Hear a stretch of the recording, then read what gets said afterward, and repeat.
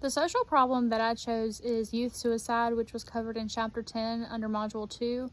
And the reason I chose this came from a TikTok that I watched this week about a 12-year-old boy in Utah who committed suicide. And his mother explained that he was so well loved. His friends and family, his mom told him multiple times a day that she loved him. And he knew that he was loved, but yet he was bullied so much that love that his parents and his family members and friends had for him just wasn't enough, and he committed suicide. And so, that has been a major concern about COVID and lockdowns, was what that effect was doing to children and their mental health. And so I looked up some statistics, and the closest that I could find was on 2019 information. But in 2019, 546 children from ages 5 to 14 in the United States committed suicide. And it may not seem like a lot when you think about how many millions of people the United States has, but it's a lot. And for ages 15 to 19, it was about 2,200 people. And combined ages 5 to 24, it was 6,500 people in 2019.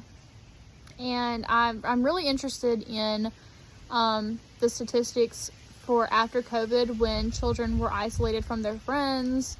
They had to resort to online or Zoom school, and just all the different factors that would really, tarnish a child's mental health. And some of the information that I saw, I was looking on the CDC website and things like that. And I think it was saying 35 per 100,000 people had committed suicide in 2021, I believe. Which I wasn't quite going to try to do the math for that, because it doesn't really break it down into the age groups like I want it to. And I really just think the data is not there yet. But regardless, suicide in youth has not been a new problem, since COVID.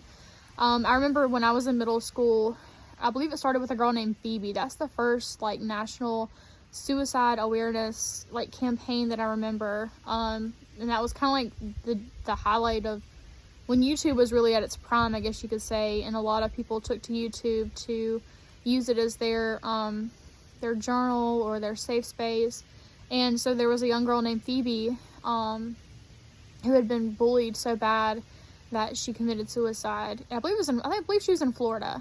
And that just really stuck with me. That name has stuck with me, and I was in middle school over 10 years ago.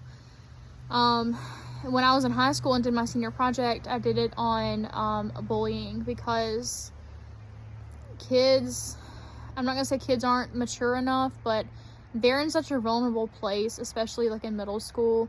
They're trying to fit in, they're trying to figure out who they are, and if the wrong people come along, then the bullying becomes too much and they commit suicide. And it can also come from the types of conditions that they live in, whether or not they receive love and support from their family.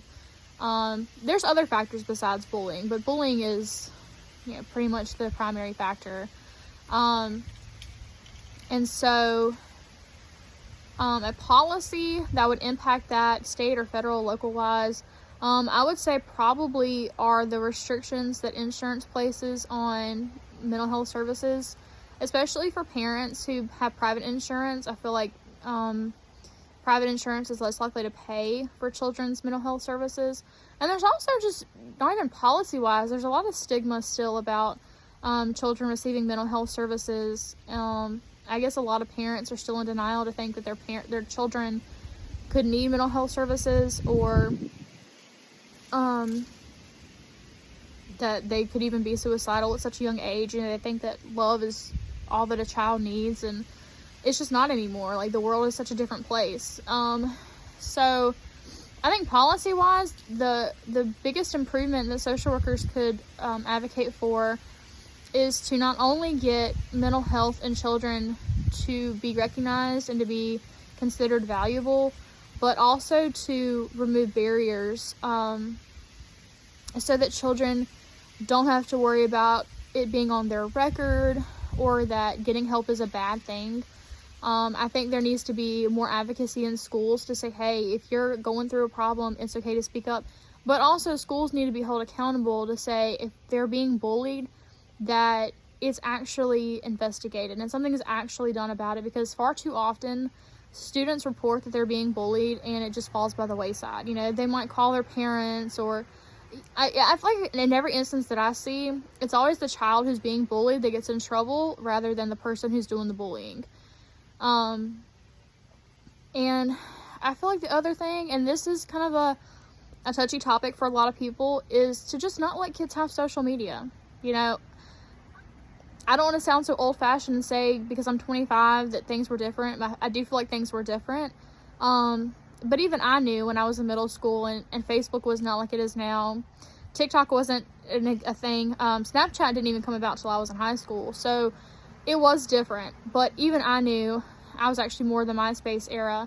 I knew that I had no business being on social media, which thankfully I did add just, you know, friends and family, people I knew. But a lot of children have public profiles where anybody can see their stuff and can comment. And I was fortunate enough to have the capability of, the few times that I did get bullied online, I was able to just shut it down. I could turn off my phone, or I could log out of my Facebook, and I could shut it down. And I had thick enough skin to ignore it, but so few children do. You know, because the bullying, if they're bullied at school, it follows them home to social media. And if they're bullied on social media, it follows them to school. It happened to me. And thankfully, I never got to a point where I felt like suicide was the way out.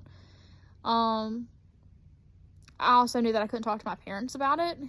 But I also didn't feel like there were resources in my school or anybody that I could go to and say, I'm being bullied. What can we do about this? So really it's about making sure the resources are there so that students who need to talk to somebody can, and so that they don't feel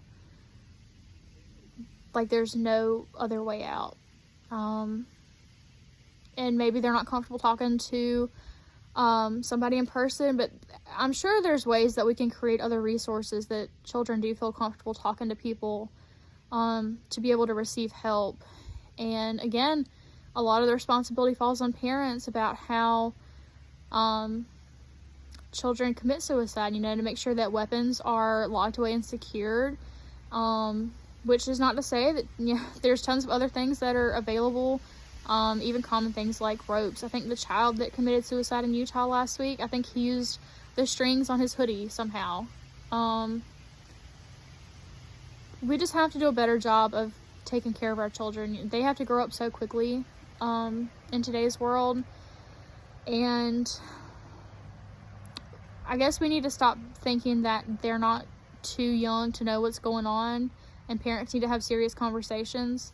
But there also just needs to be available resources so that children can get help without a stigma and without it being basically financially unreachable. Because a lot of parents are not in a position where they can afford $150, $200 counseling sessions to get their child quote unquote fixed, and therefore that the children just kind of, you know, fall through the cracks. So that's my take.